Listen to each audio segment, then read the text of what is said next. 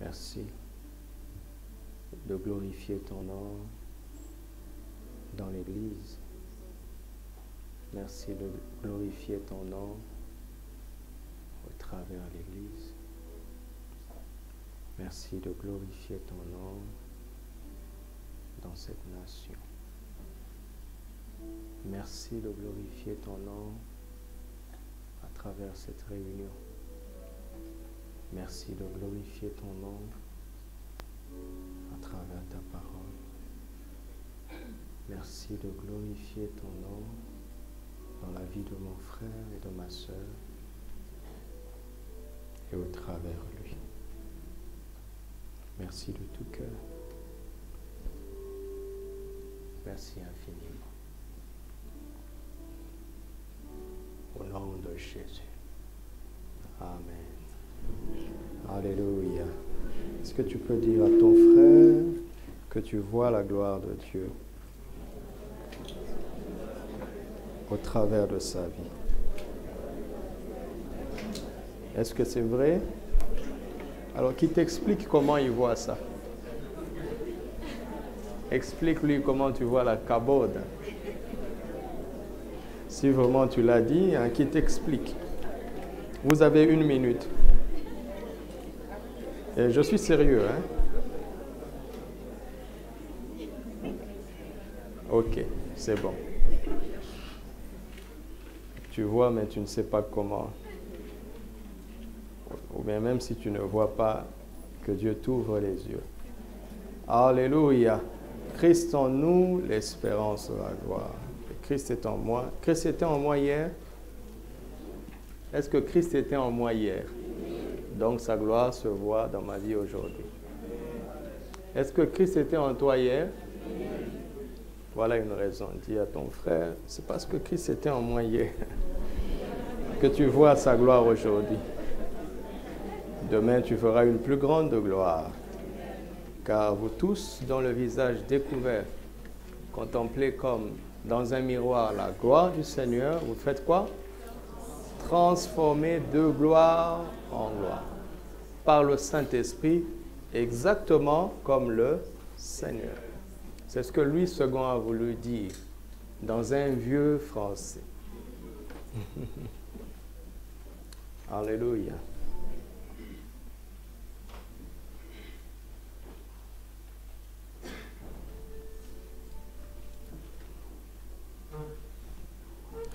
Alléluia. Nous devons redevenir des enfants à l'égard de la parole.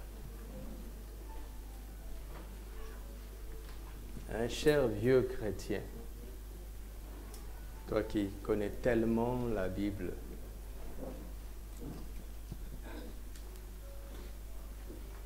garde l'attitude d'enfant face à la parole de Dieu. Alléluia. L'attitude d'enfant. Seigneur, fais que je garde une attitude d'enfant face à ta parole. Peu importe ce que je saurai, fais que je garde une attitude d'enfant. Ainsi ta parole me parlera davantage et me façonnera davantage à ton image. Regardez le psaume 51, affichez-le moi s'il vous plaît. Versets 7 à 8. Écoutez le cri du cœur de l'homme selon le cœur de Dieu, qui après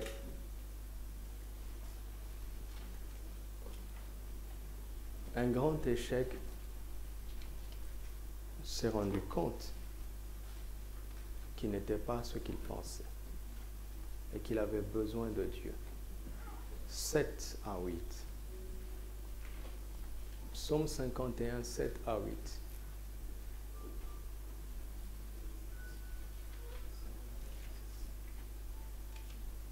Tu as vu entre parenthèses que c'est le verset 9, tu vois, 51, 9. Voilà. Tu as compris comment ça marche? L'afficheur en bas dit verset 5, mais la parenthèse te montre quel est le vrai verset. Donc, comprends comment ton logiciel fonctionne. Il dit, après ce qu'il a fait, vous savez de quoi il est question, n'est-ce pas? David a commis une faute grave. Lui qui était l'homme selon le cœur de Dieu. Et dans sa repentance, au début, il demande pardon à Dieu, mais dans sa repentance, il découvre quelque chose de plus profond que sa faute. Quelque chose de plus profond que sa faute. Et il dit, voici, je suis né dans l'iniquité et ma mère m'a conçu dans le péché. Il parle de la naissance naturelle. Mais, malgré ça, Dieu a une volonté. Tu veux que la vérité soit au fond de mon cœur. Fais donc pénétrer la sagesse au-dedans de moi. Fais-la pénétrer, Seigneur. Que ta vérité soit au fond de mon cœur. Voici une belle prière au-delà de sa repentance, au-delà de sa faute. Tu veux que la vérité soit au fond de mon cœur. Fais donc pénétrer la sagesse au-dedans de moi. Elle est autour de moi. Mais je me rends compte qu'elle n'est pas encore en moi. Je connais la vérité. Elle est autour de moi. J'en ai entendu parler. Parfois j'en parle. Mais je vois qu'elle est absente de mon cœur. Vous me suivez? Nous savons tellement de choses. Ces choses sont-elles en nous?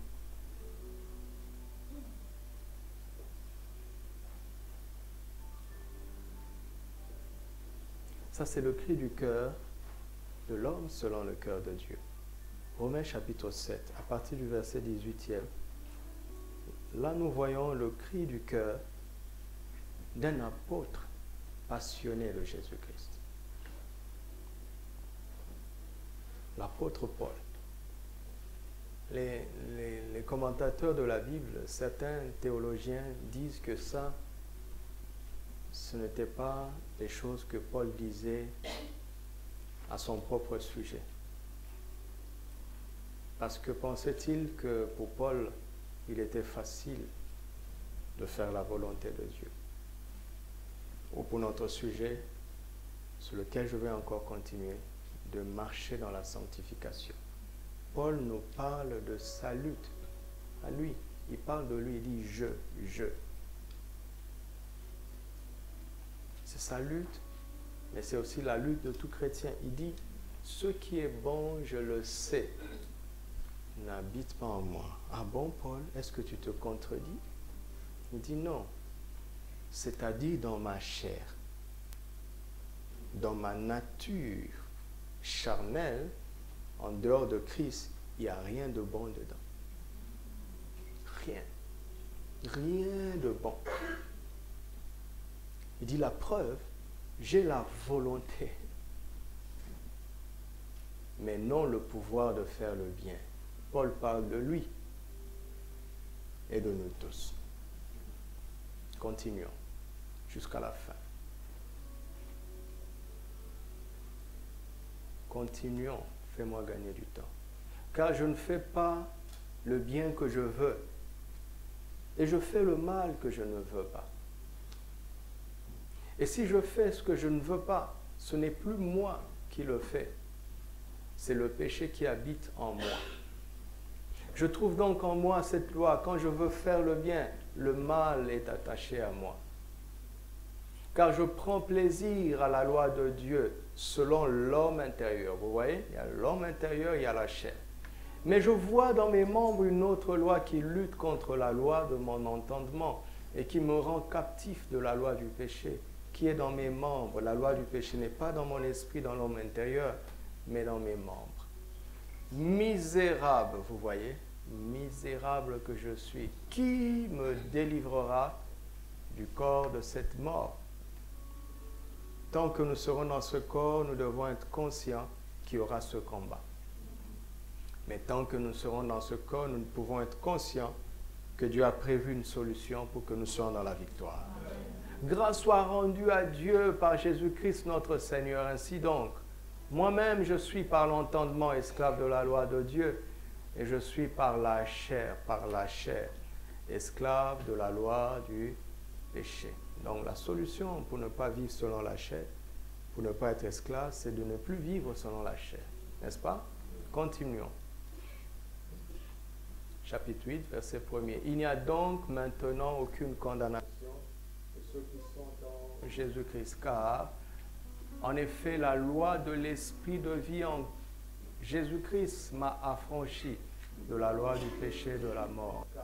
Chose impossible à la loi parce que la chair la rendait sans force. Dieu a condamné le péché dans la chair en envoyant à cause du péché son propre Fils dans une chair semblable à celle du péché. Dieu l'a fait pour que nous puissions retrouver le chemin de la victoire. Alléluia. En nous abandonnant au Saint-Esprit.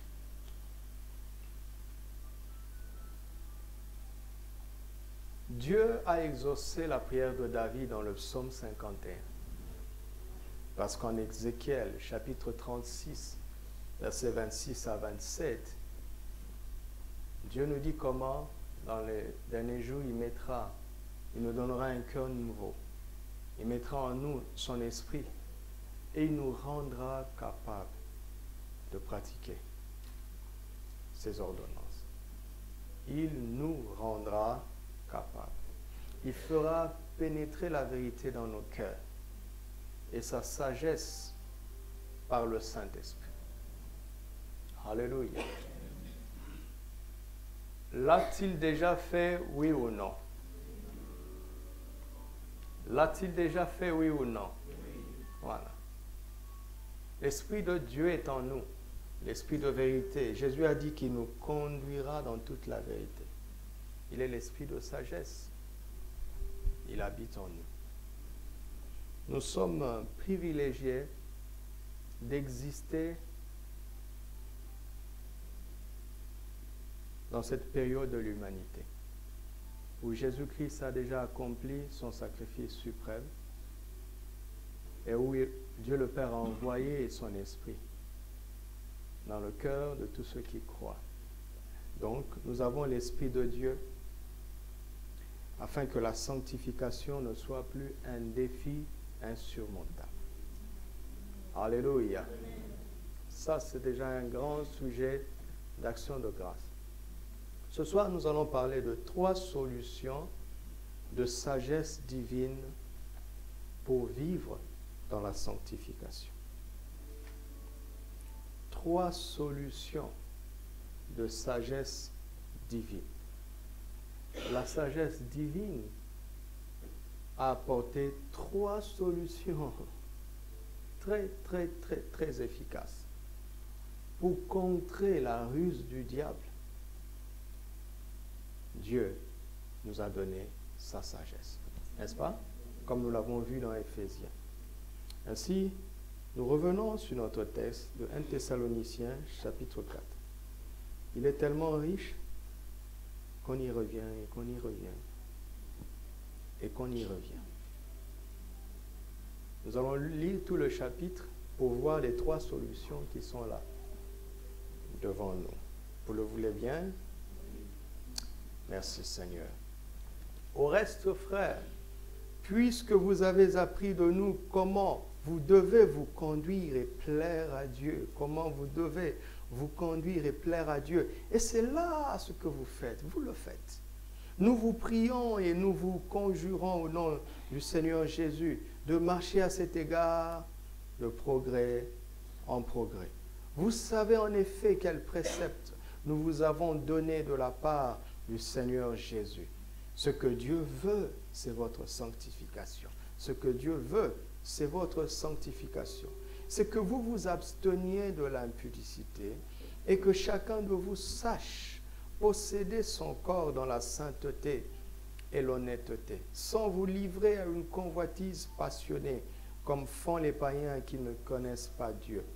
C'est que personne n'use envers son frère de fraude et de cupidité dans les affaires, parce que le Seigneur tire vengeance de toutes ces choses, comme nous vous l'avons déjà dit et attesté.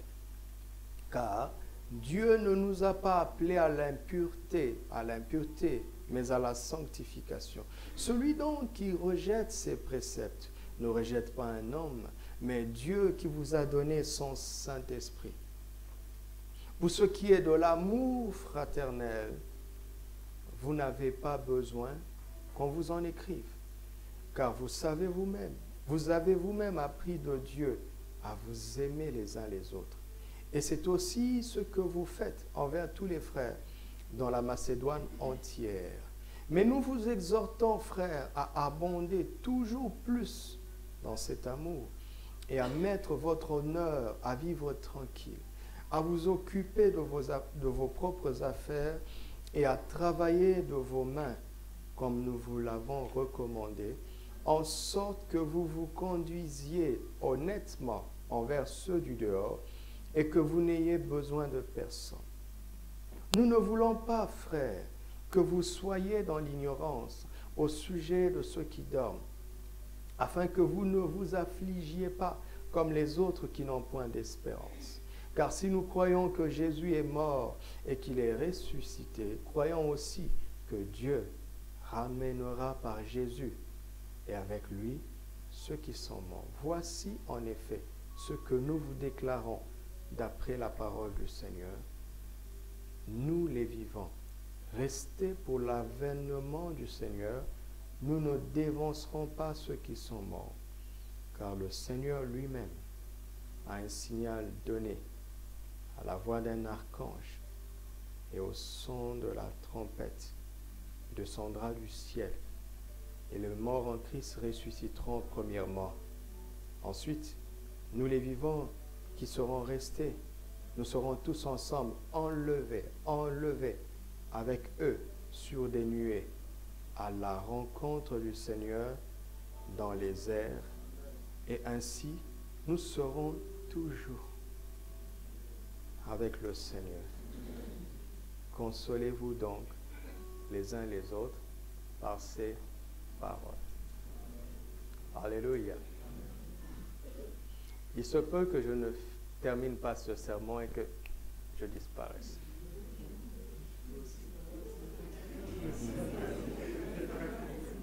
Si tu as constaté ça, c'est que c'est un danger. Ça veut dire que tu es resté.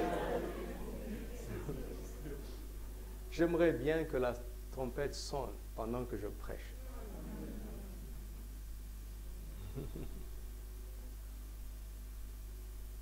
Wow.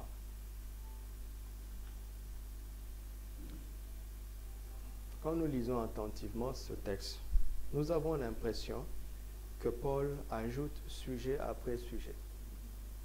C'est comme s'il avait tellement de choses à dire, il profite de dire ce qu'il avait à cœur. Ce n'est pas vrai. C'est loin d'être le cas. Paul a un seul but. Et dans ce but, il dit ce qu'il faut par rapport à ce but. Qu'est-ce que l'enlèvement a à faire ici?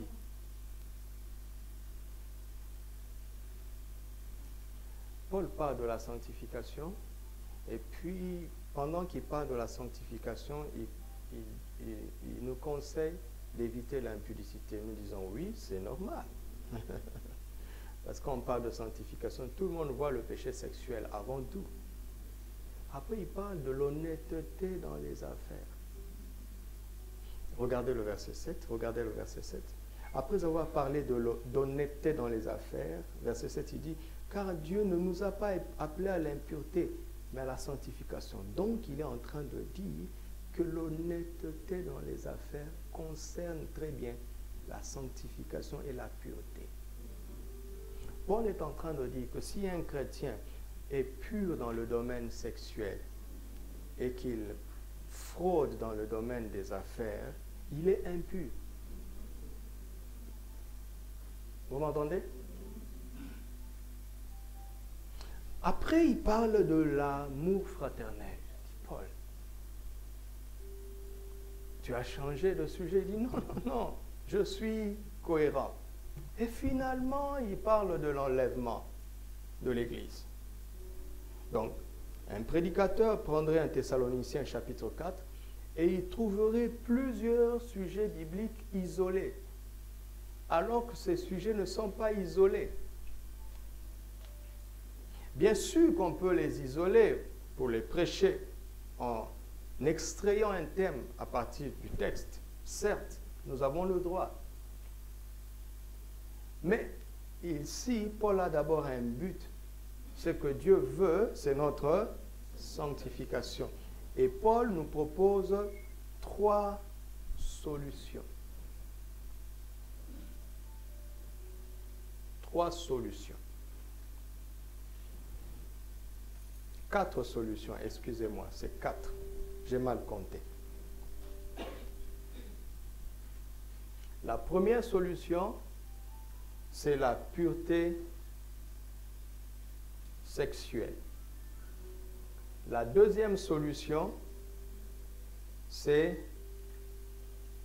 l'honnêteté dans les affaires. N'est-ce pas? La troisième solution, c'est l'amour fraternel.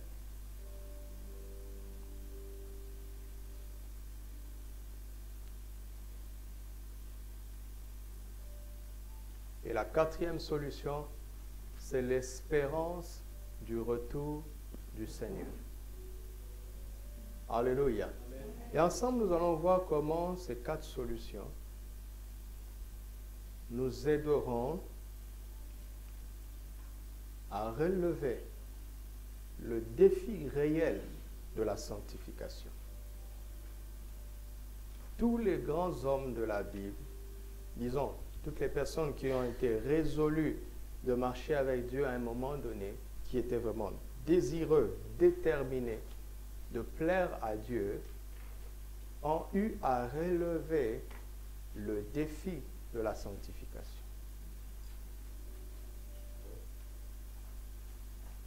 Rechercher la paix avec tout le monde et la sanctification sans laquelle personne ne pourra voir le Seigneur.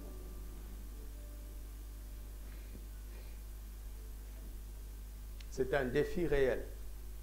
Et Dieu nous a donné le Saint-Esprit afin que nous puissions y parvenir. Était-il possible que Jésus puisse succomber à la tentation? Était-il possible? Vous n'avez pas de réponse? Hein? Était-il possible que Jésus puisse succomber à la tentation? Pardon?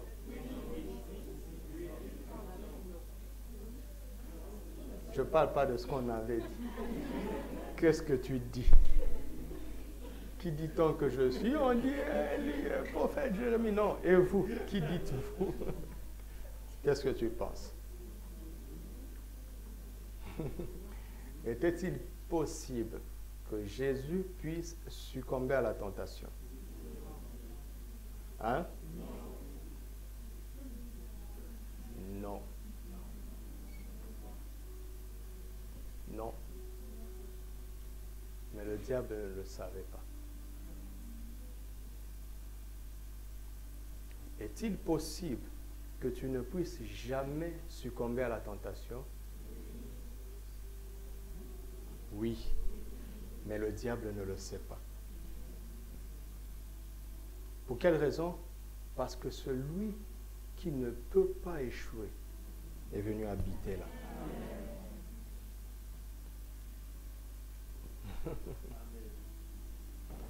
Et nous tendons vers une vie où nous ne pourrons plus jamais nous tromper. Nous tendons vers une vie où nous ne pourrons plus jamais échouer. Nous tendons vers une vie où nous ne pourrons plus jamais faire d'erreur de choix. nous tendons vers une vie où nous ne pourrons plus jamais pécher. C'est cela le processus terrestre de la sanctification des saints. Et c'est tellement simple car il est écrit « marcher selon l'esprit » et pour résultat, qu'est-ce qui va se passer? C'est d'une facilité déconcertante.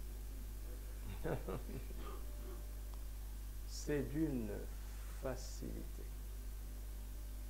De la même manière que succomber au désir de la chair, c'est tellement naturel.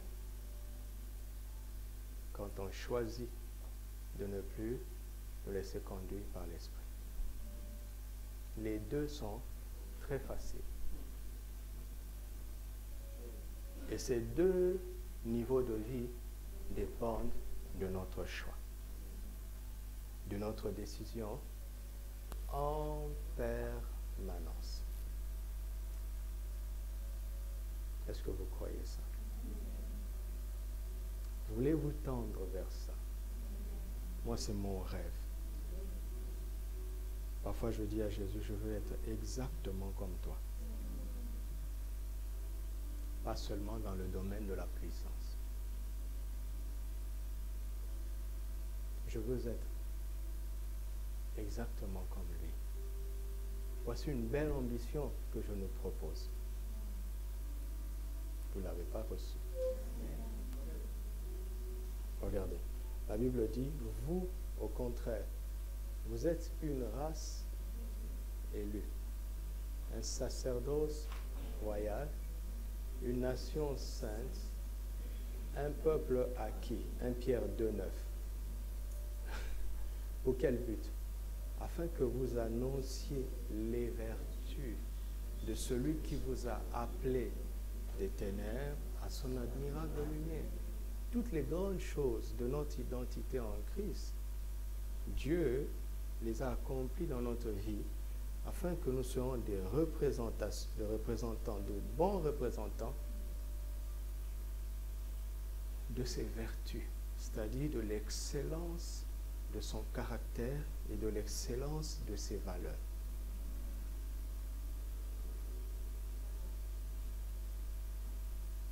C'est le rêve de Dieu pour nous. Alléluia. Amen. Il veut que l'on puisse dire, tel il est, tel nous aussi nous sommes dans ce monde. Il veut qu'en partant de lui, on aboutisse à toi, et qu'en partant de toi, on aboutisse à lui. C'était son rêve de départ. Créons l'homme à notre image, selon notre semblance. Il veut que nous soyons ses copies conformes. Il veut que sur la terre, comme on ne peut pas le voir parce qu'il est invisible, qu'on puisse le voir à travers toi et moi, exactement comme on l'a vu à travers Jésus. C'est ça la vie chrétienne. La vraie vie chrétienne, c'est ça. La vraie vie... Qu'est-ce que j'ai aujourd'hui?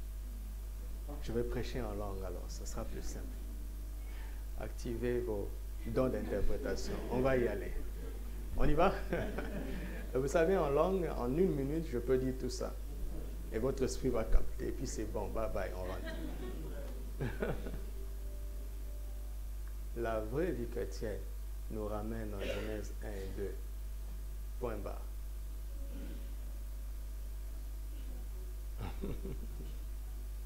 Le rêve de Dieu, c'est qu'il n'y ait plus personne qui dise à son prochain, connais le Seigneur, car tous le connaîtront. C'est ce que Paul est en train de dire. Vous avez appris l'amour du Seigneur. Vous avez appris à vous aimer les uns les autres directement du Seigneur. Il n'y a pas eu un séminaire sur l'amour. La nouvelle naissance a emmené en vous le dépôt de la connaissance de l'amour de Dieu. Nous sommes très loin de ce que nous devons être. Vraiment très loin. Très, très, très, très loin. Pas parce que Dieu ne l'a pas fait, mais parce que nous ignorons ce qu'il a réellement, profondément et définitivement accompli. Et nous nous perdons dans des sujets bibliques, j'allais dire inutiles, mais aucun sujet biblique n'est inutile. Mais ce sont des sujets très, très, très secondaires.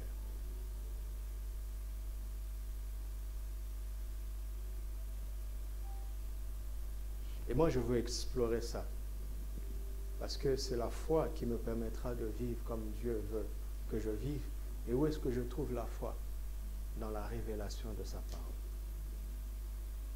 Alléluia. Je veux explorer ça. Et comme je suis dans une position de pouvoir partager, gloire à Dieu. Donc je vous partage ce que je peux dans ce que j'apprends, avec le temps et les réunions que nous avons.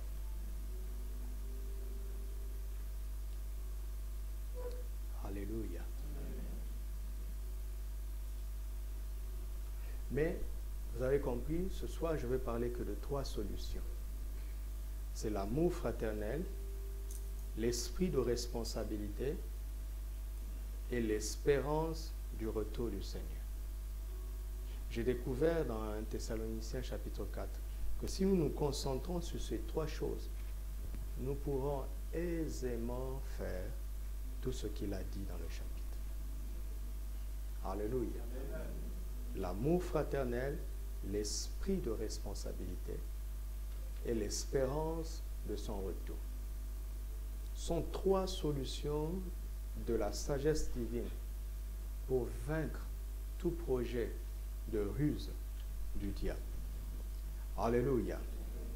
Regardez comment les choses fonctionnent. Le premier principe que j'aimerais que nous apprenions avant de parler de ces 3 éléments est ceci. C'est que la sagesse élevée du Saint-Esprit que nous incarnons,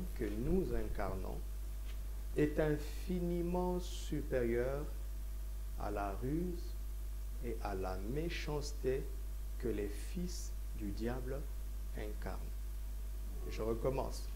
La sagesse élevée du Saint-Esprit que nous, les enfants de Dieu, les fils de Dieu, nous incarnons, est infiniment supérieure à la ruse et à la méchanceté que les fils du diable incarnent. Il y a sur cette terre un combat entre ce que les fils de Dieu incarnent et ce que les fils du diable incarnent.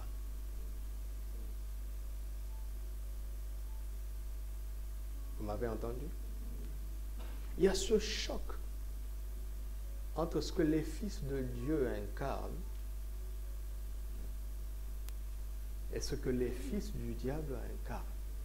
Et parfois, il y a des défaites dans le camp de l'Église parce que les fils de Dieu ne savent pas ce qu'ils incarnent, ce qu'ils représentent. Mais les fils du diable le savent. Ils le savent. Ils le savent.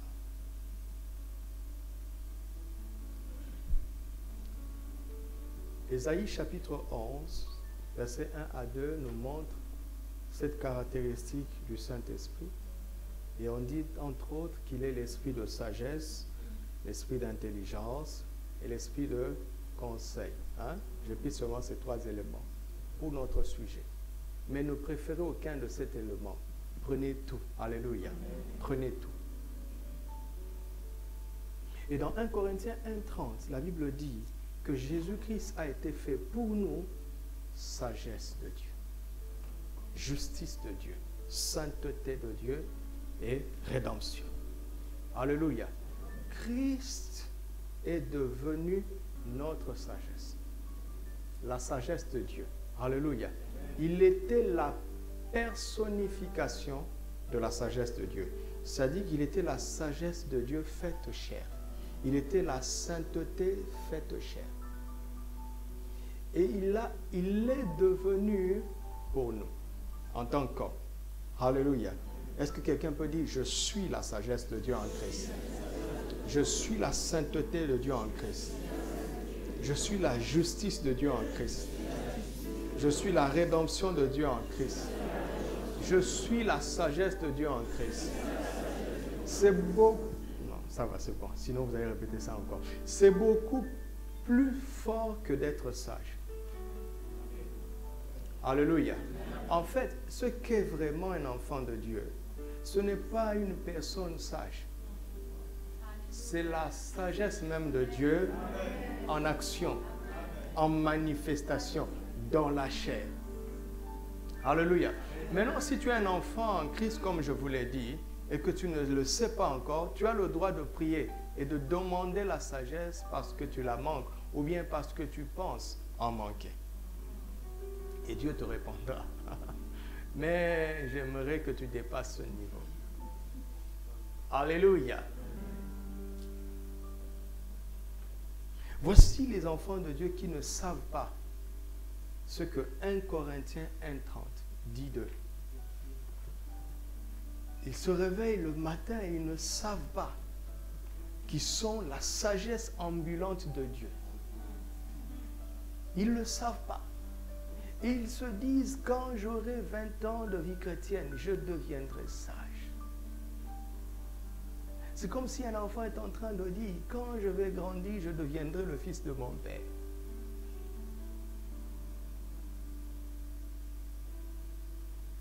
Vous voyez le problème de l'ignorance?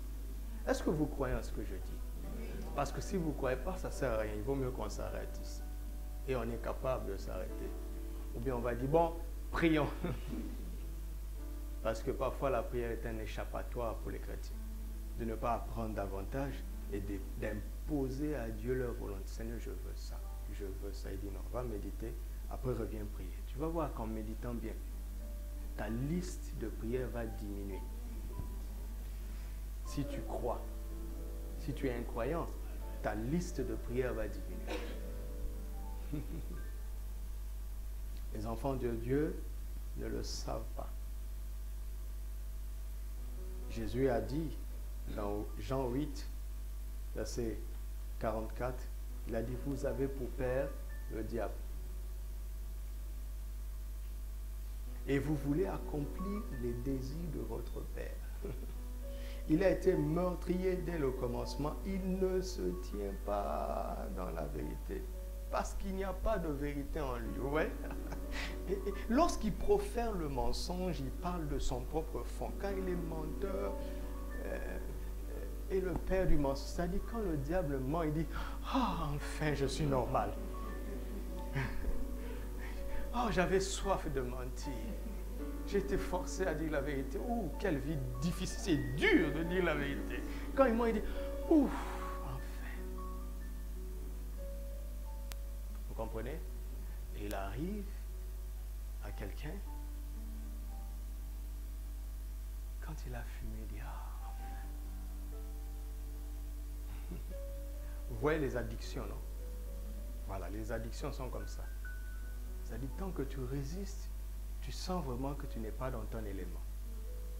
Et c'est comme une soif qui crie au-dedans de toi afin d'être étanché.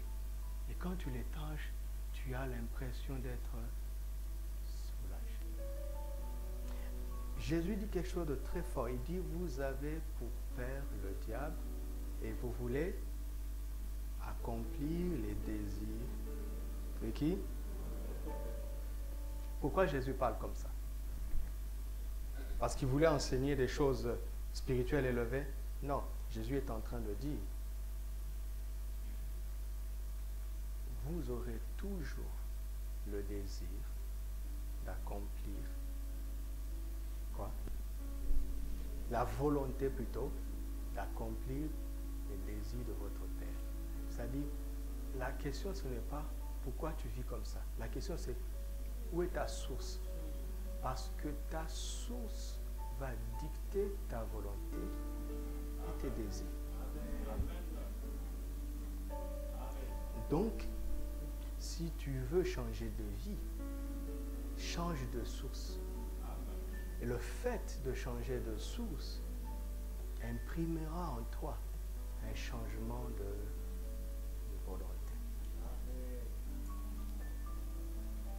Maintenant, si tu es en Christ, prends conscience de ta source. Je ne suis plus un fils du diable. Donc, je ne dois pas incarner ces valeurs. Il est anormal que j'incarne les valeurs du diable.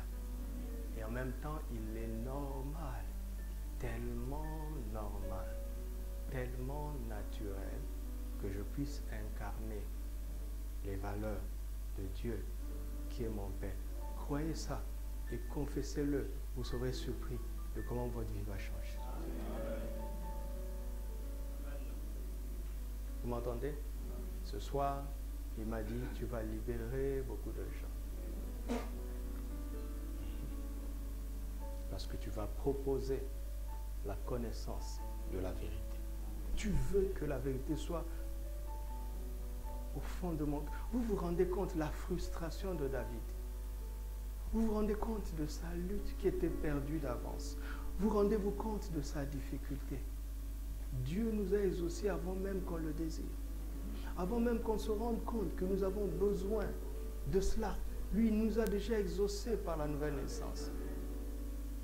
Alors que les autres l'ont désiré, ont dû prier très fort. Nous, on n'a même pas compris encore l'importance. Il nous a déjà exaucés. Quelle grâce! Quelle grâce! Quelle grâce!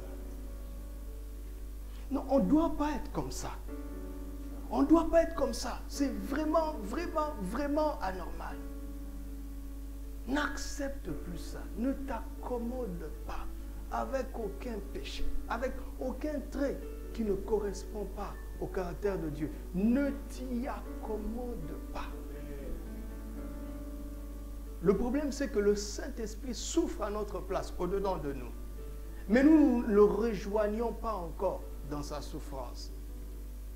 Il produit en nous la tristesse selon l'Esprit. Il éveille notre conscience, mais nous n'avons pas encore choisi de le rejoindre vraiment. Et notre cœur est partagé.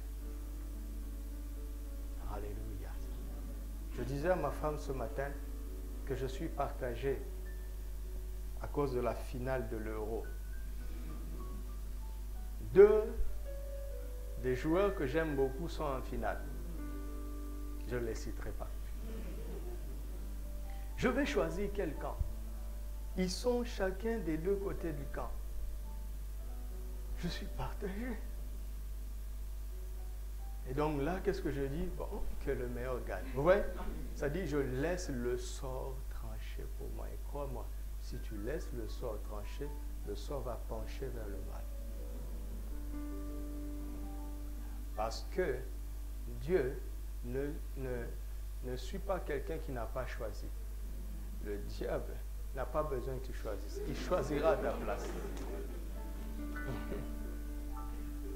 Dieu, tant que tu ne lui as pas donné toutes les clés, il est tout puissant, mais il ne fera rien. Mais le diable, lui, il a besoin d'une seule clé. Il va vouloir entrer dans toutes les pièces.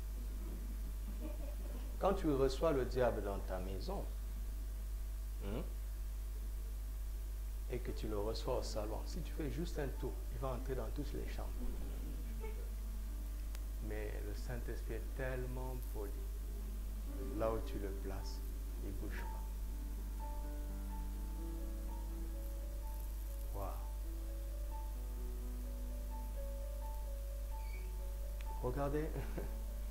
Regardez Romains chapitre 1 à partir du verset 28. Regardez quelque chose qui est dit là-bas. Comment les fils du diable assument leur statut. Là où les enfants de Dieu n'assument pas leur statut, ils sont frileux par rapport à ce qu'ils sont déjà. Ils sont frileux. Regardez, il dit, Romains 1, à partir du verset 28e, comme ils ne se sont pas souciés de connaître Dieu, Dieu les a livrés à leur sens réprouvé pour commettre des choses indignes. Donc, après 1 Thessaloniciens, nous allons étudier 2 Thessaloniciens. Après 2 Thessaloniciens, nous allons étudier Romains. Nous avons du travail. Verset 29. Étant remplis de toute espèce d'injustice. Oui, c'est quand quelqu'un est rempli, ça se voit maintenant. Vous comprenez? de méchanceté, de cupidité, de malice. Ils sont pleins d'envie, de meurtre, de querelle, de ruse, de malignité, rapporteurs, médisants, impies, arrogants, hautains, fanfarons, et le mot que je cherchais, ingénieux au mal. Ce sont des ingénieurs dans le mal, rebelles à leurs parents. Tu vois, c'est pas normal si tu es en Christ que tu sois rebelle à... C'est pas normal, c'est pas la nature de Dieu. Dépourvus d'intelligence, de loyauté, d'affection naturelle, de miséricorde, ils ne savent pas ça. Mais il faut voir, ils sont ingénieux au mal. C'est-à-dire que ils sont l'incarnation de la sagesse négative. Ils sont l'incarnation de la ruse. Vous voyez, ils représentent très bien leur père, leur source, le diable. Donc, ils ne font pas seulement le mal, non, ils sont ingénieux pour ça. Ils sont forts. C'est-à-dire, quand on est dans la faculté du mal, on dit vraiment, waouh, chapeau, très bien. Comme un ami disait, un ami me disait un jour, il disait, il y a des hommes sur la terre, quand ils posent des actes, même le diable dit, waouh, comment il a pensé à ça?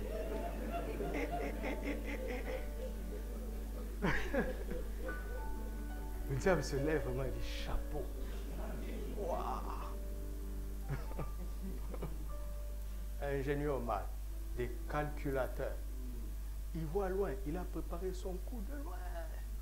Te passe la pommade. Après 3 paroles, tu es dans sa poche. Ils sont forts. Moi, j'en connais quelques. Ils sont forts. Ils sont forts. Ingénieux. Sans le discernement des esprits, tu ne peux pas anticiper. Si tu viens dans la chair, quelle que soit ton honnêteté, il va te rouler. Ils sont forts. Ils sont l'incarnation même de la ruse et de la méchanceté. Alors que ceux qui sont censés être l'incarnation de la sagesse de Dieu, ils sont frileux.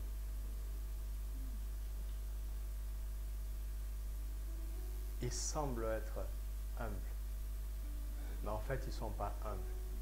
Ils sont ignorants. Lisez Galates 5, 22. Vous voyez le caractère de Christ détaillé, mais dans la vie du croyant. Waouh! C'est le rêve de Dieu. Alléluia. C'est le rêve de Dieu. Le plus grand compliment que l'on puisse te faire, c'est qu'on puisse te dire un jour, tu ressembles à Jésus.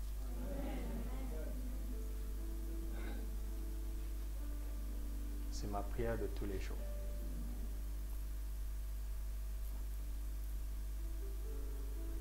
Qu'est-ce qu'il vaut mieux que ça?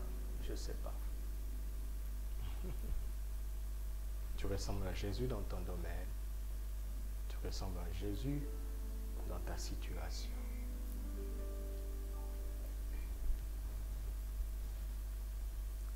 Alléluia.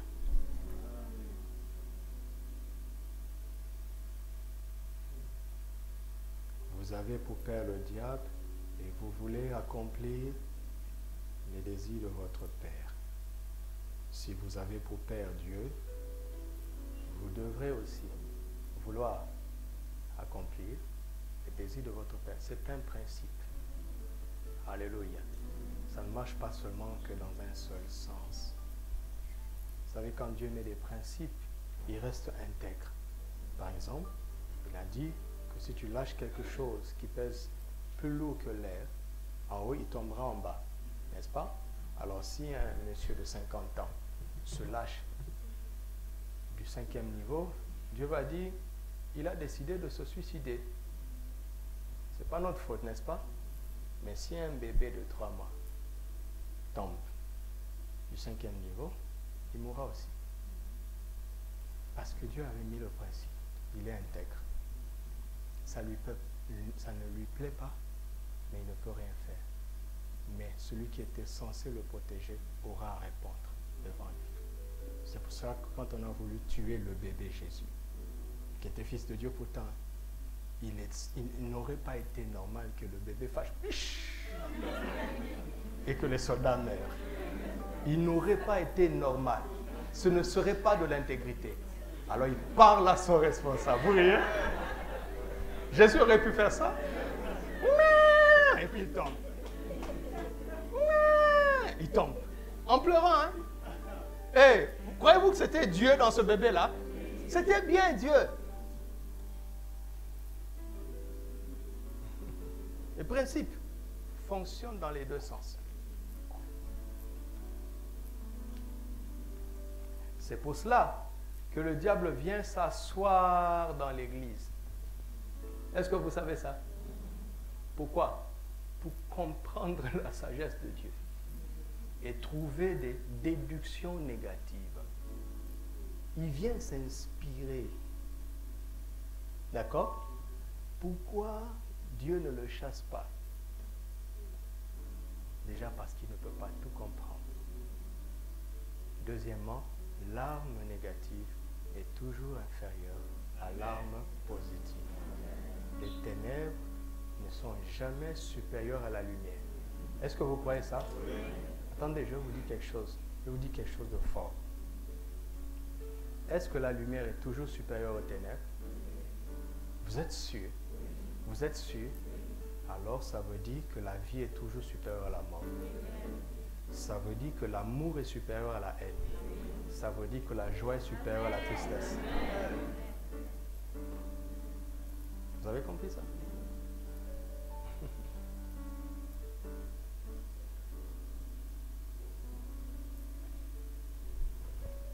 Regardez, Exode 31, partie du premier verset. L'Éternel parla à Moïse et dit, « Sache que j'ai choisi Betsaléel, fils d'Uri, fils de Hur, de la tribu de Juda. Je l'ai rempli. » C'est une affaire de plénitude. Là-bas, ils étaient pleins d'envie. Vous comprenez? Ici, je l'ai rempli de l'Esprit de Dieu. Quel esprit? Dieu lui-même a déterminé. De sagesse et d'intelligence et de savoir pour toutes sortes d'ouvrages.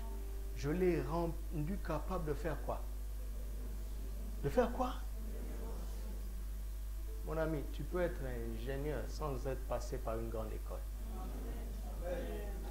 Moi, je suis fou pour croire ça.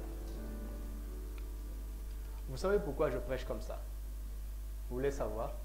Parce qu'un matin, je me suis réveillé et j'ai dit à Dieu, j'ai le Saint-Esprit, celui qui a inspiré l'Écriture, donc je suis capable de comprendre les choses qu'aucun prof ne peut m'enseigner.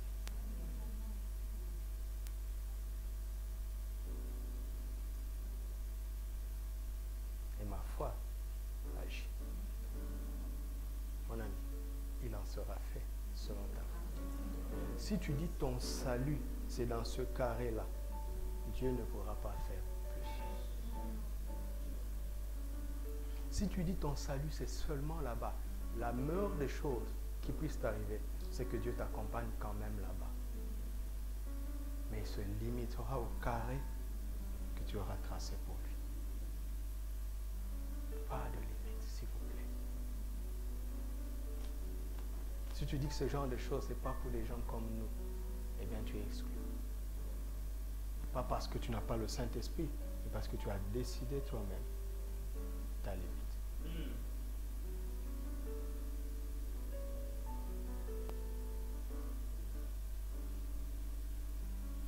Lisez, nous sommes dans une génération magnifique parce que la bibliothèque du monde est dans ta maison, si tu as Internet.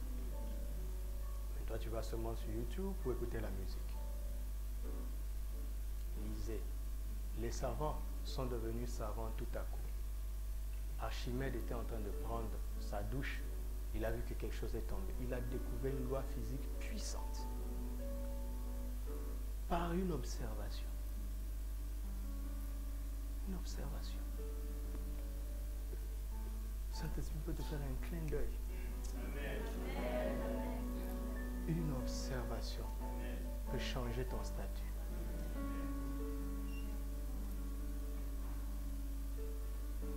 Mon Dieu.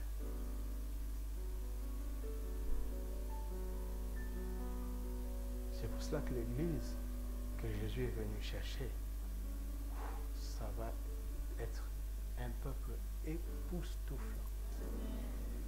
C'est-à-dire que Satan sera dépassé sur toute la ligne, dans tous les domaines. Daniel était trouvé 10 fois supérieur. Ils ont été dans la même fac, ils ont suivi les mêmes cours.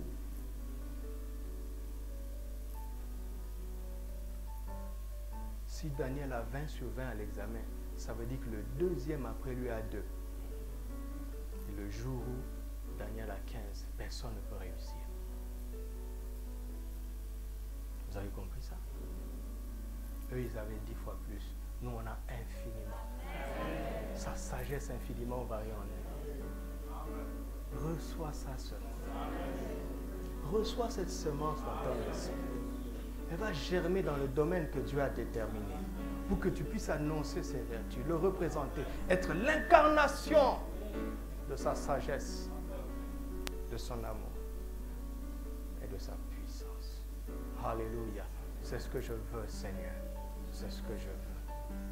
Parce que ta parole me propose de croire ce genre de choses. Pourquoi je vais m'en priver si c'est seulement par la foi? Pourquoi je veux m'en priver si c'est la grâce, si c'est gratuit? Pourquoi ta grâce serait vaine dans ma vie? Seigneur, je ne veux pas qu'elle soit vaine dans ma vie. Que ta grâce soit à l'œuvre dans ma vie, qu'elle soit effective, qu'elle soit efficace, qu'elle soit manifeste. Je veux être l'incarnation de tout ce que tu as dit que je suis. Je choisis de croire et de persévérer dans la foi. Alléluia. En ramassant les graines qui tombent dans le champ, quand les autres cueillent la moisson, tu peux te retrouver la princesse. Tu peux te retrouver être celle qui va gérer tous ces gens-là. Alors qu'il y a quelques jours, tu ramassais quand eux ils cueillaient. Tu étais infiniment inférieur à eux. En ramassant, la grâce de Dieu peut te propulser. En entrant dans une maison comme esclave ou dame de ménage ou homme de ménage, tu peux te retrouver à gérer cette maison. En allant dans une prison, tu peux te retrouver à être premier ministre. En étant charpentier, mon ami, charpentier, charpentier, l'onction un jour va tomber sur toi et tu vas devenir un grand docteur, un grand enseignant.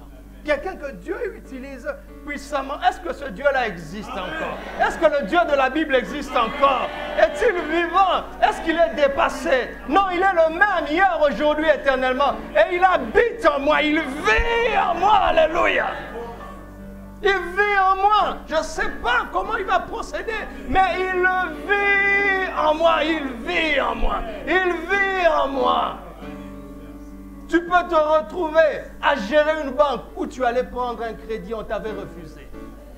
Dieu peut faire en sorte que finalement, ce soit toi le gestionnaire de cette banque, alors que la banque avait refusé de te donner un crédit quand ta foi n'était pas encore suffisamment grande.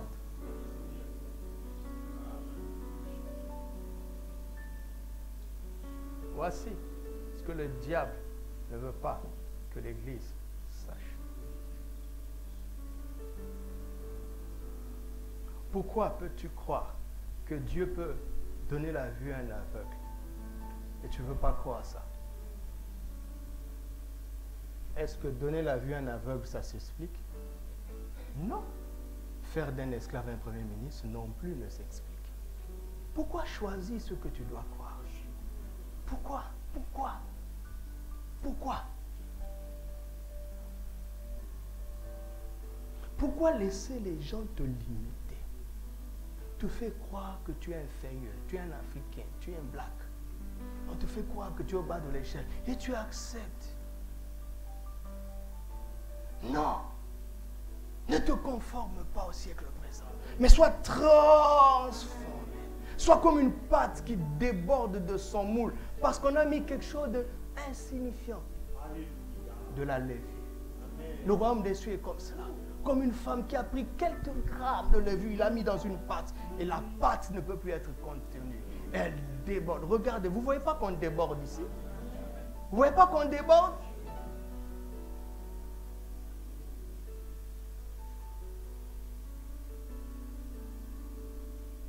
Moi, je crois comme un enfant. Et parfois, quand je crois certaines choses, je vous assure, je ne sais pas comment prier après. Qu'est-ce que je vais dire? Il y a des prières qui te ramènent dans l'incrédulité. Prie en langue. Prie en langue. Quand tu as médité un torrent de vie le matin et que tu vois que c'est peut-être excessif alors que ça vient de la parole, prie en esprit. Dis je crois, je prie en esprit.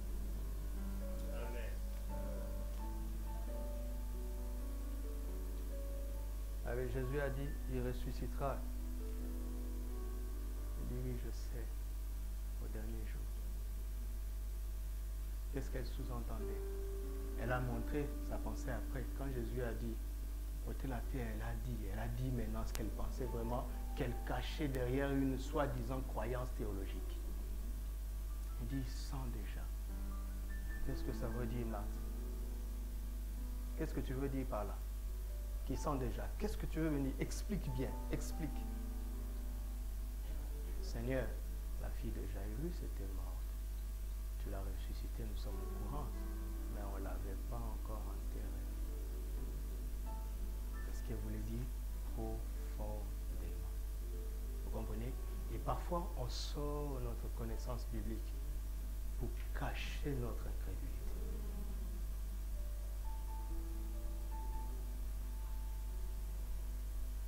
Parfois, tu vois quelqu'un avoir une telle attitude et la justifier par les Écritures. Mon Dieu! Et si tu vas dans un débat intellectuel, tu ne peux pas le contrer. Mais si tu connais Dieu, tu sais déjà que c'est faux. Et parfois, ils sont plus futés que nous. Ils ont plus d'arguments que nous. Mais pour étayer leur erreur. Non, moi je sais que c'est vrai. Ou que c'est faux. Je n'ai peut-être pas beaucoup de rhétorique, d'arguments. Mais ma connaissance de Dieu ne peut pas me... Je ne peux plus accepter ça. Parce que j'ai un contact avec lui. Il finira par me donner des mots, des versets appropriés. Mais avant que je trouve un verset, je sais déjà au fond de moi. L'onction que vous avez reçue demeure en vous. Et vous n'avez pas besoin qu'on vous enseigne. L'onction que vous avez reçue vous enseigne toutes choses. Tu sais ce qui est bon, d'avoir la preuve biblique. Tu le sais. Tu le sais. Avant que j'ai la preuve biblique qu'une femme pouvait enseigner, je ne pouvais pas défendre ça. Mais je viens d'une église où aucune femme ne prêche. J'ai appris beaucoup de choses dans cette église et j'aime mon église d'origine. Mais ça, là, je n'ai jamais pu accepter ça. L'esprit en moi, mon contact avec Dieu ne pouvait pas me permettre d'accepter ça. Mais je n'avais pas d'argument. Donc, qu'est-ce que je faisais? Je fermais la bouche. Mais je veillais sur mon cœur.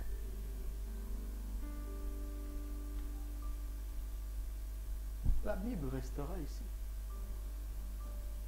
Au ciel, il n'y aura pas de prédicateur. Personne ne dira, connais le Seigneur.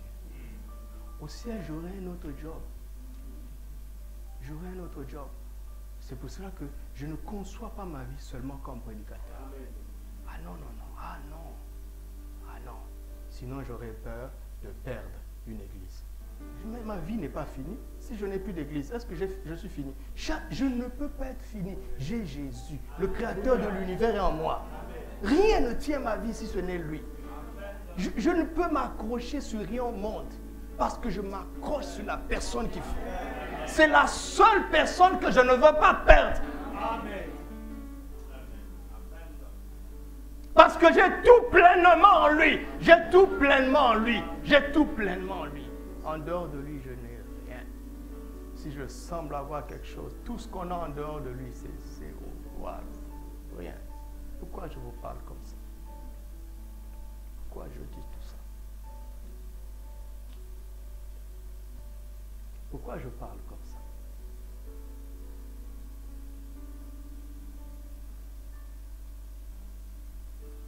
Ne t'accommode pas à aucun péché, à aucune faiblesse. Ne t'y accommode pas. Résiste jusqu'au sang. Dis, je suis le temple du Saint-Esprit. Relève-toi. 7 fois le juste homme, il se relève. Relève-toi. Relève-toi, relève-toi. Ne t'y accommode pas. Un jour, tu sortiras vainqueur. Quand j'étais jeune, nous élevions des poules. Et la poule pond des œufs, n'est-ce pas? C'est comme ça qu'elle fait ses bébés. 21 jours, elle couve. Et comme j'étais très curieux, j'attendais le jour de la naissance. Le jour de la naissance, maman n'aide pas les petits poussins qui sont faibles. Ces petits êtres faibles arrivent à casser la coque, à sortir. Il y a une histoire qui m'a beaucoup marqué. Une fois, un des poussins n'a pas pu sortir. Et maman était là, elle faisait... C'est plus tard que je veux comprendre qu'elle a motivé. Elle est en train de dire, yes you can, tu peux y arriver, yes you can. C'est après que j'ai compris son langage. Là, moi j'ai dit, mais fais ça, casse ça. Rien, casse pas. Et le poussin a lutté, a lutté. Les autres sont sortis, continuaient de lutter. Et à un moment donné, le poussin a pris sa marmaille. La poule a pris les poussins qui étaient sortis. Ils sont allés faire un tour. Nous sommes venus, nous avons aidé le poussin. Nous avons cassé la coque. Vous savez quoi? Quand la poule est venue, elle a tué le poussin. On nous dira que la maman a dû sentir l'odeur des humains. Mais on n'a quand même pas pris chez nous. Qu'est-ce que ça veut dire? Si tu ne peux pas casser cette coque par toi-même, alors que je t'ai donné la vie, tu ne mérites pas de vivre. Tu seras un loser, un enfant qui va mal me représenter. Je t'ai donné la vie. Pendant 21 jours, je t'ai couvé. Je sais que tu as ce qu'il faut. Je t'ai dit... Tu as refusé de m'écouter. Tu es resté faible. Mon ami, tu as commencé ta vie en tant que plus que vainqueur. Amen. Quand tu es né de nous, tu es né dans le royaume. Vous comprenez ce que c'est? Vous comprenez ce que c'est? De naître dans le royaume. Vous savez ce que ça veut dire? Vous savez ce que ça veut dire de naître aux États-Unis? Même si c'est à Hawaï, c'est à des milliers de kilomètres du territoire. Mais tu es né à Hawaï, Obama. Tu as le droit de devenir président de la République. Pour toi, l'État va envoyer des armes pour te protéger. Une nation puissante qui se respecte. Vous savez ce que c'est que de naître dans le royaume? Un couple africain a immigré au Canada. Pourquoi je vous dis tout ça? Eh bien, je vais le dire. Un couple africain a immigré au Canada. La femme était enceinte. Ils sont arrivés au Canada. La femme a accouché. Dans la maternité, le bébé a eu un passeport citoyen canadien. Pendant que le couple doit attendre 3 ou 5 ans pour mériter la citoyenneté. Quelques mois plus tard, ils ont dit, bon, nous irons en vacances chez nous, en Afrique. Ils arrivent à l'aéroport, ils ont dit, notre compatriote ne peut pas quitter le territoire. Donnez-nous des garanties que là où vous serez, l'ambassade déjà va être informée. L'ambassade doit aller vérifier les conditions où l'enfant va vivre, s'ils sont dignes d'un citoyen canadien. Il ne va pas vraiment te dire, mais c'est mon enfant. Il dit, hey, ça doit être ton enfant, c'est un Canadien. Tu comprends? Tu comprends ce que c'est que naître dans le royaume? Tu comprends ça? C'est pour ça que quand Dieu a dit, il sera prédicateur, mon père n'avait plus le choix. Je suis un citoyen du royaume. Amen. Vous comprenez ça? Et dans le royaume, on est comme un plus que vainqueur. Tu as tout ce qu'il faut pour casser cette coque. Parce qu'il t'a couvé, il t'a donné sa vie. Zoé est en toi. Zoé, mon ami, Zoé. Ici, vous savez ce que c'est Zoé. Tous les chrétiens ne savent pas ça. Une évidence. Vous savez quoi? Est-ce que vous savez que tous les pasteurs qui ont fait l'école biblique savent ce que c'est que Zoé? Ils le savent. Quand quelqu'un a fait un institut théologique, il sait ce que c'est que Zoé. Demandez leur pasteur, pourquoi vous ne nous dites pas ça à l'église? Parce que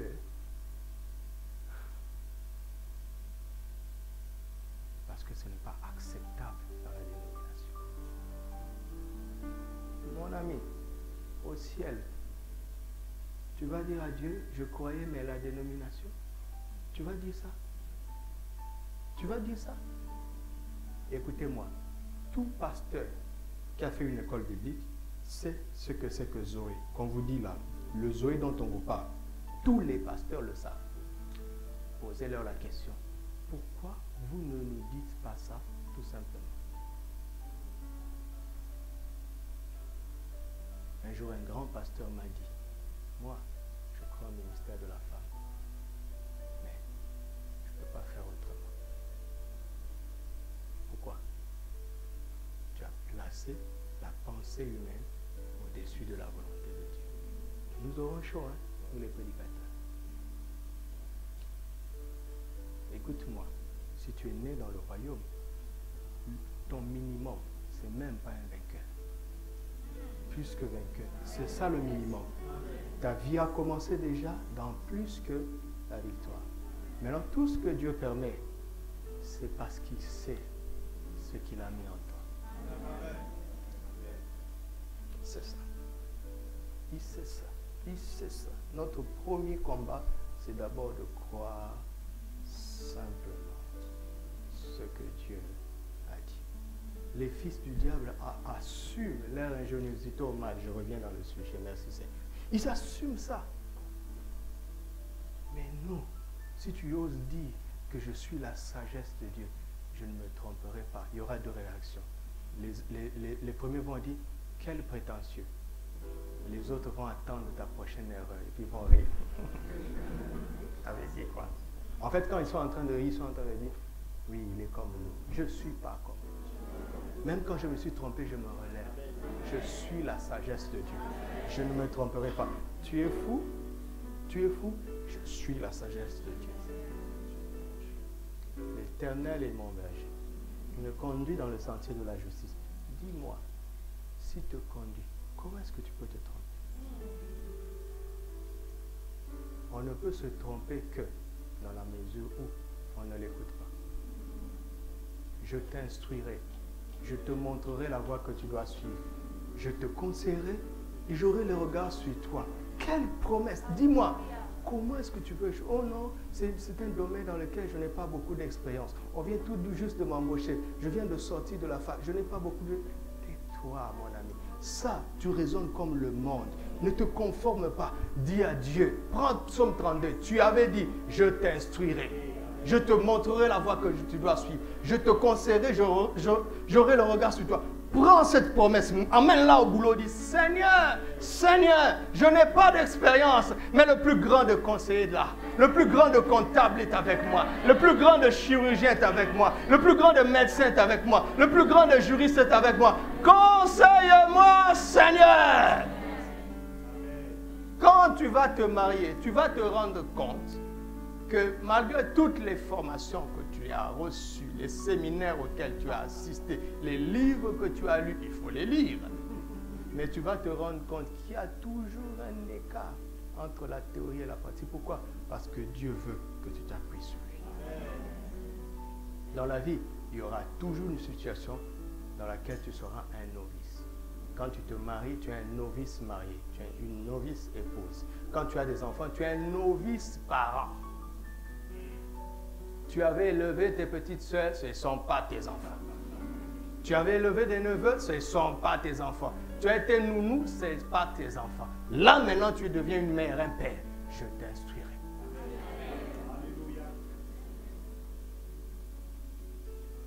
Et quand les situations difficiles vont arriver, Il va dire, tu peux casser la porte. Pourquoi je parle comme ça, Seigneur? Pourquoi je parle comme ça? À qui je parle comme ça?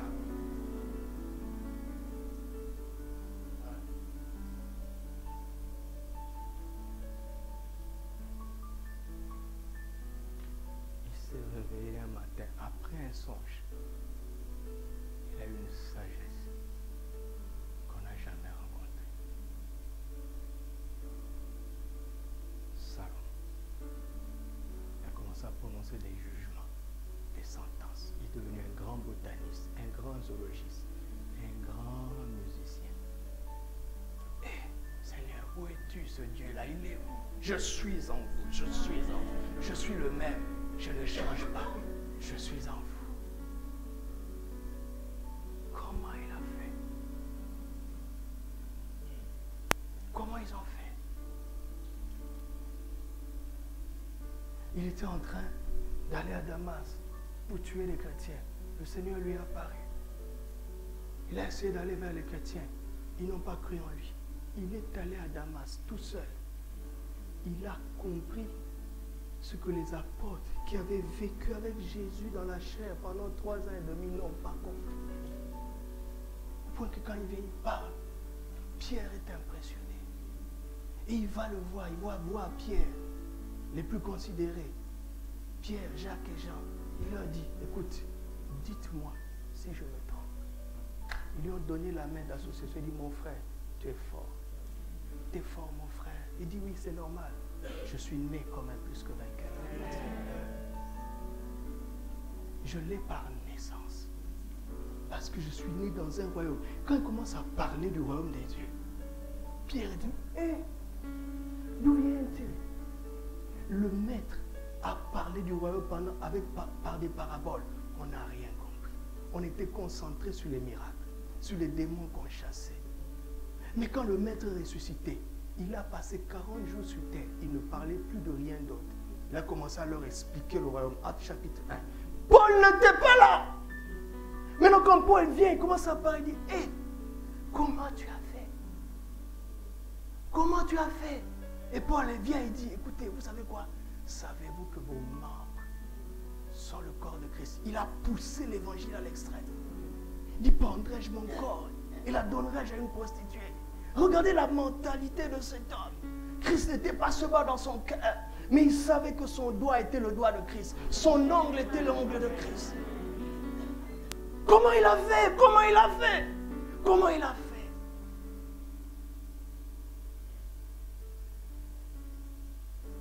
Comment il a fait? Qu'est-ce que nous pouvons faire? Pourquoi sommes-nous comme ça? Qu'est-ce qu'il nous reste à faire, Seigneur?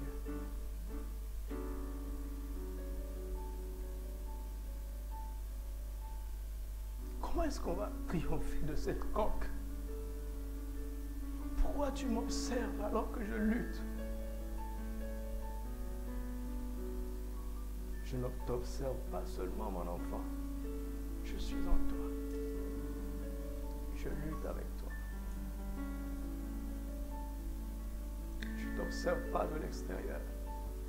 Tu ne pleures pas tout seul. Il est en toi. Il vit ce que tu vis. Il ressent ce que tu ressens. Il crois-moi. Laisse-moi faire.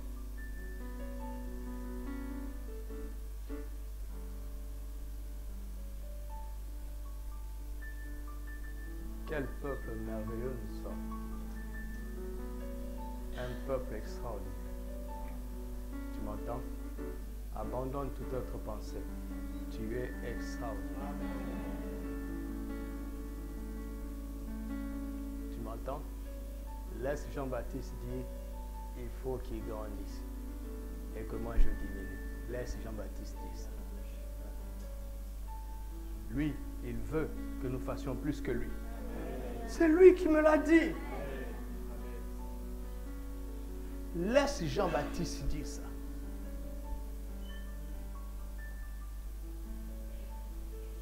Pourquoi un père serait jaloux quand son fils fait des choses qu'il n'a pas faites?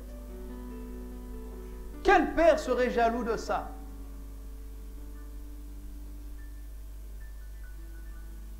Est-il ton père? Tu es sûr? Tu as compris ce que ça veut dire?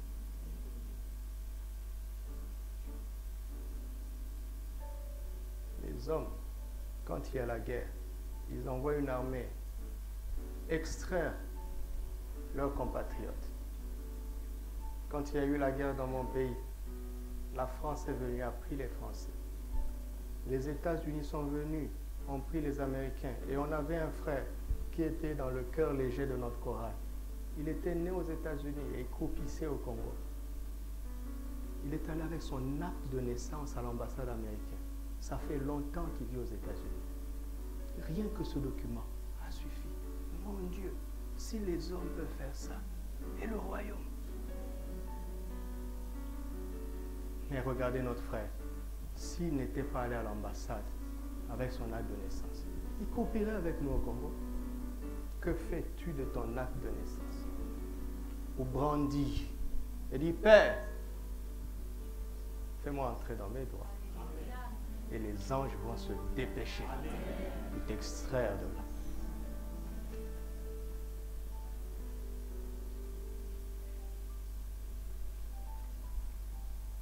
C'est pour ça qu'on va régner ici.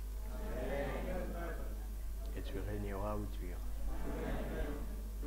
Et nous régnerons partout. Alléluia. Parce que Dieu est notre Père. Rendons grâce à Dieu. Nebrasta kinta korama shandara regesti. Iraboskante rimandira shota baraya sem. Garamanta torarea sakaramando. Intabrea costa diramante derestegma corilarase. Ronto korobo santa ramashe. Genderia riro sakaramanta blera roya sema. Undagabashate viragos cantakama e kenteria dobra sandara rigomante.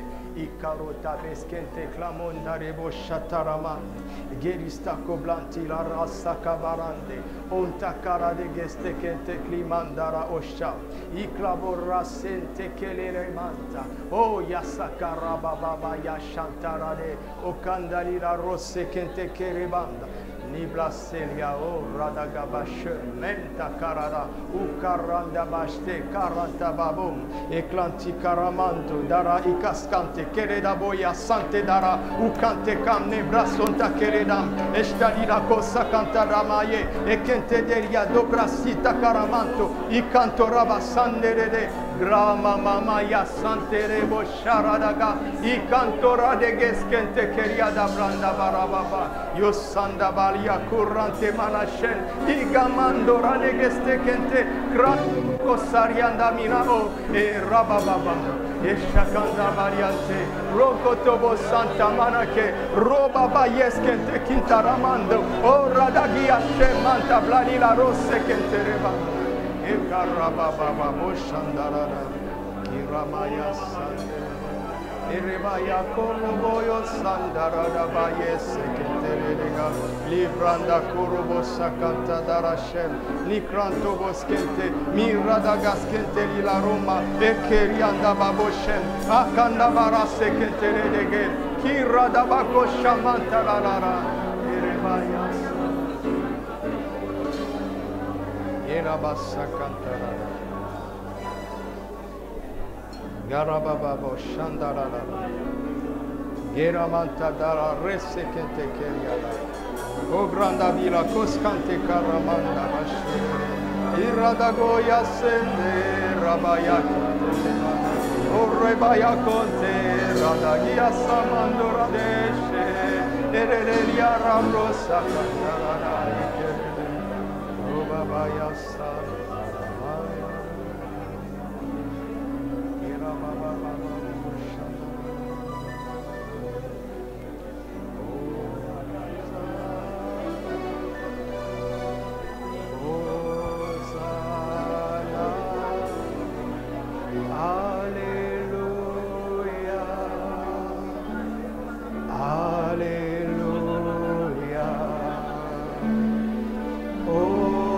Hosanna.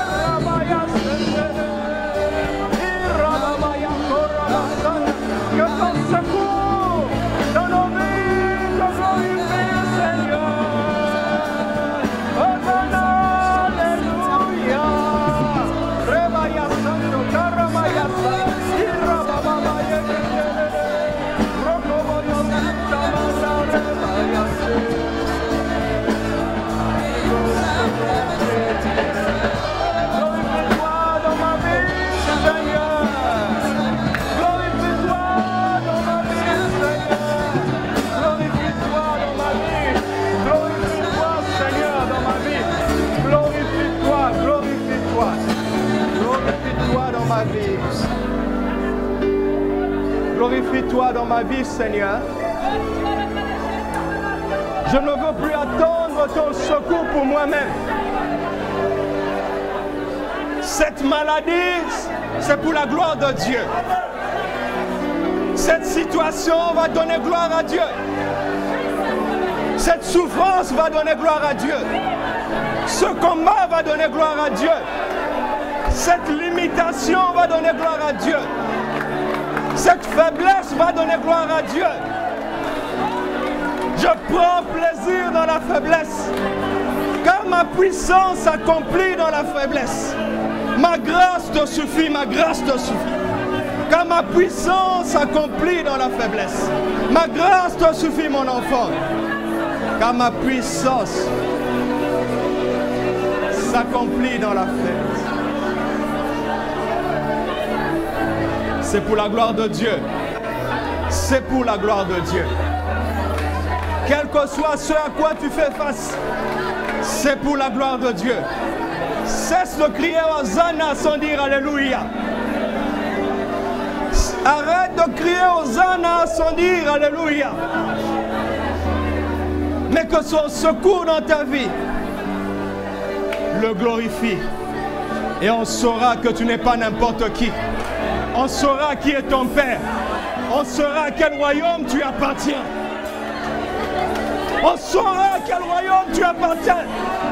On saura d'où tu viens. On saura qui est ton vrai Père. Quelle est ta vraie source? Qu'on le sache. Qu'on le sache, Seigneur. Qu'on le sache. Que cette ville sache que nous sommes ton royaume. Que nos voisins sachent que nous sommes tes enfants. Que le monde sache que tu es notre Père. Que cela soit connu de toute l'histoire. Que cela soit connu dans notre génération. Que cela soit connu dans toute l'Afrique. Jusqu'aux extrémités de la terre. Que l'on voit ta gloire dans nos vies, Seigneur.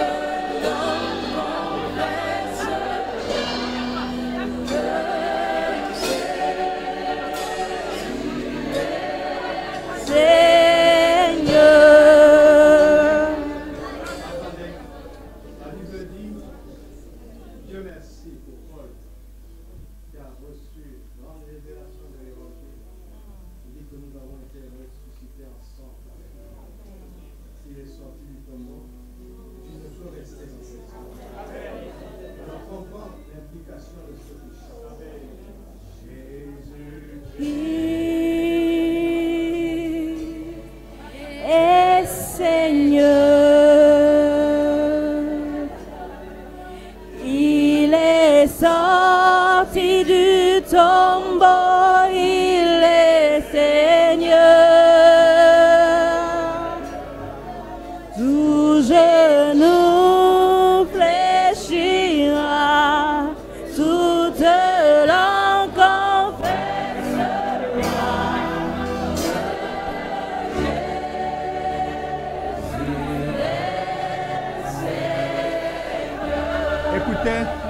Écoutez ce qu'il me montre. Écoutez ce qu'il me montre. Il me dit, mon enfant, je n'ai pas triomphé de Satan quand je suis sorti de la tombe. C'est dans la tombe que j'ai récupéré les clés. Ne pense pas que tu vaincras quand tu ne verras plus cette situation. C'est dans cette tombe que tu as avec lui la victoire. Jésus-Christ est Seigneur. Il est sorti du tombeau, il est Seigneur.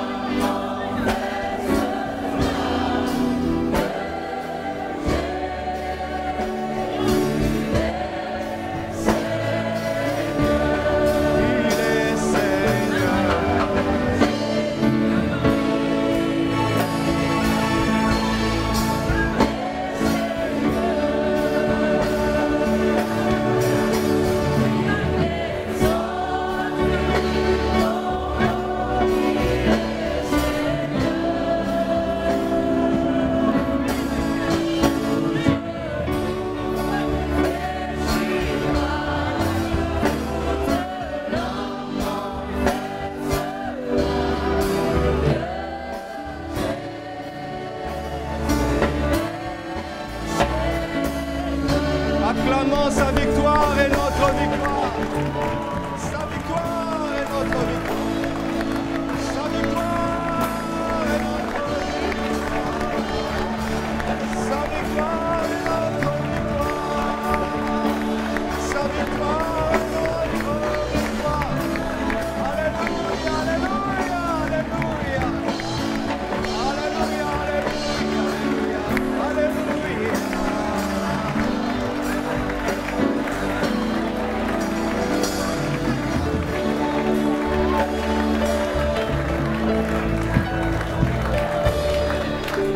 C'est pourquoi mon âme bénit le Seigneur. Ça c'est maintenant dans ton âme, parce que tu es conscient de la réalité spirituelle. Ça c'est maintenant dans ton âme. Je le magnifie, car la mort n'a pas pu le retenir. Elle ne pourra pas non plus me retenir. Dans le tombeau, il a été Seigneur. Dans cette tombe, tu sortiras. Dans le tombeau.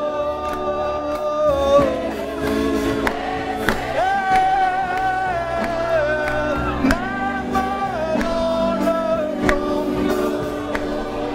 Jésus est Seigneur. Mon âme bénit le Seigneur. Mon âme bénit le Seigneur. Alléluia. Mon âme bénit le Seigneur et mon esprit le magnifie.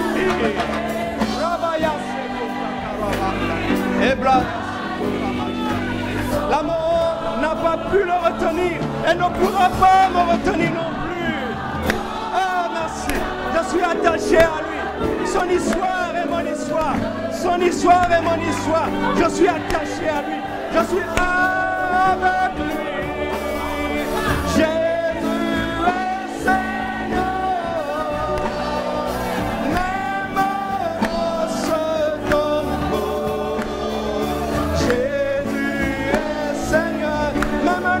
Tombeau, même dans ce tombeau, Jésus est Seigneur. Dans ce tombeau, même dans ce tombeau,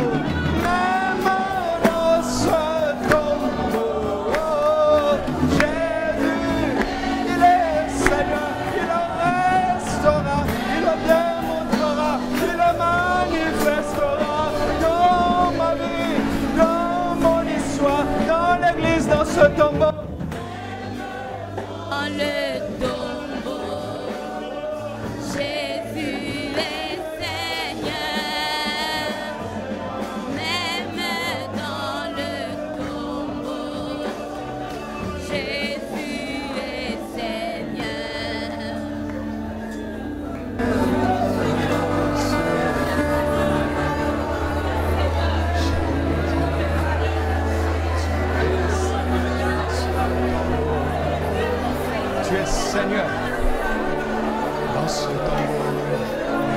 Oh yes. Ce tombeau, tu es Seigneur.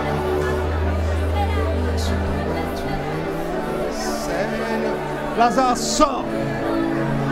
Lazare, sort. Lazare, sors de là. Sors de là au nom de Jésus. Sors de là au nom de Jésus. Sors de là au nom de Jésus. Avec sa force en toi. Car il est en train de faire, par la puissance qui agit déjà en toi, infiniment, infiniment, infiniment au-delà de tout ce que tu peux demander ou penser. Sors maintenant de ce tombeau. Sors de cette coque. Sors de cette prison. Sors de ce piège. Sors de cette situation. Sors. Sois libre. Sors et sois libre. Sors et sois libre. Au nom de Jésus. Je suis libre. Je suis dehors. Je suis dans un espace sans limite. Nous sommes dans un espace sans limite. Dans un espace sans limite.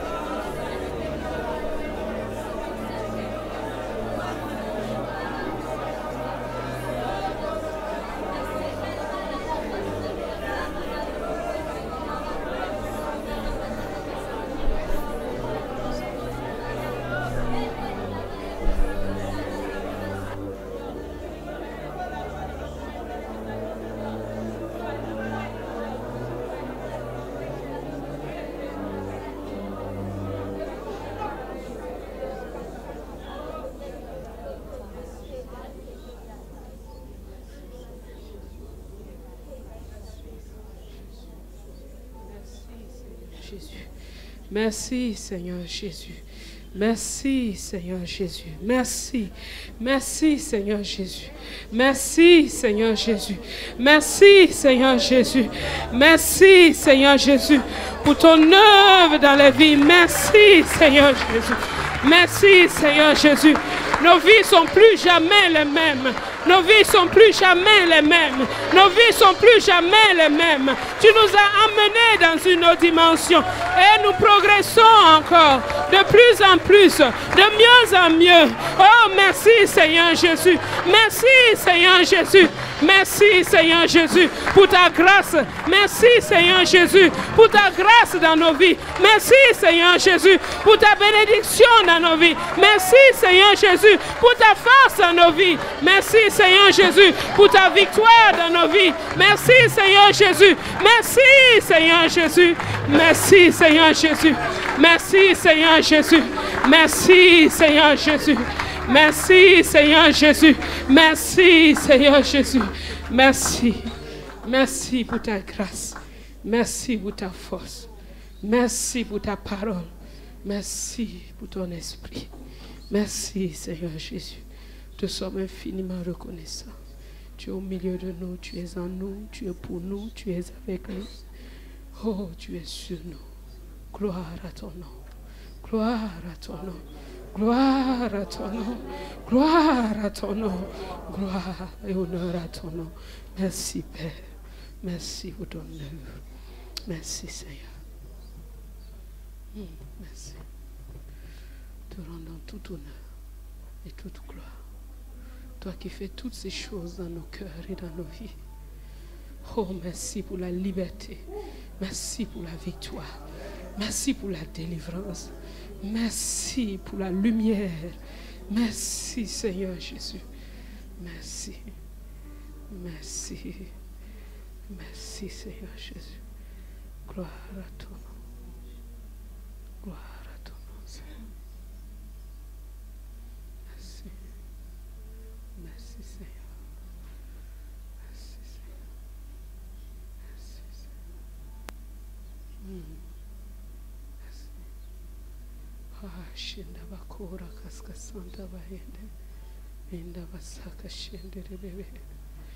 Oh, yakaba santa yendere bebe. Riba yanda basaka yenda basaka shendere bebe. Robo santa yenda basaka shendere bebe. Merci Père. Merci pour ta grâce. Nous sommes infiniment reconnaissants pour ton œuvre dans nos vies et dans nos cœurs. Pas une seule fois tu nous as délaissés ni abandonnés.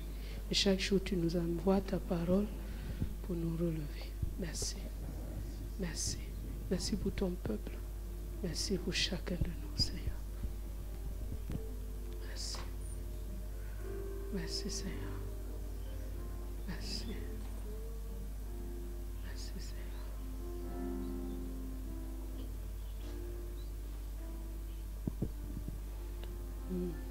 Merci, Seigneur Jésus. Rabayonda wasaka yenda wasanta shendere. Rabakoma santa yendere baba santa. Rabakoma santa shendere.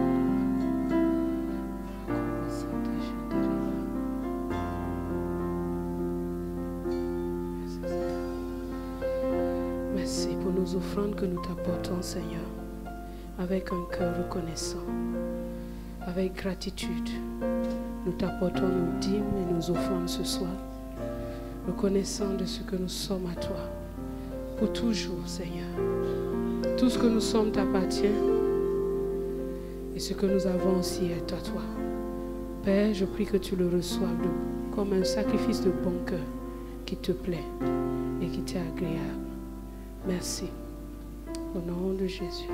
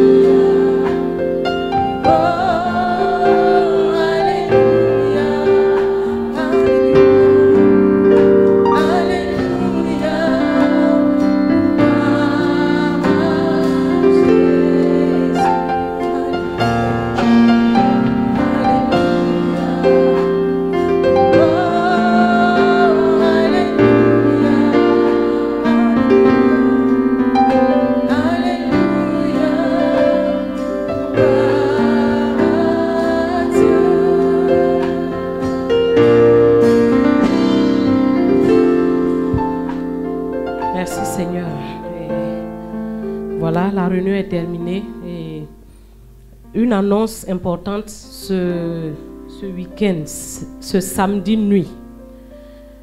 L'heure sera avancée de 1 heure. Donc, à 2 heures du matin, mettez votre montre à 3 heures. Si vous ne faites pas ça, vous allez arriver pendant qu'on a déjà fait 1 heure de culte. Donc, vous réglez votre montre. Si vous dormez à 22 heures, réglez votre montre, faites plus 1 heure. C'est bien ça.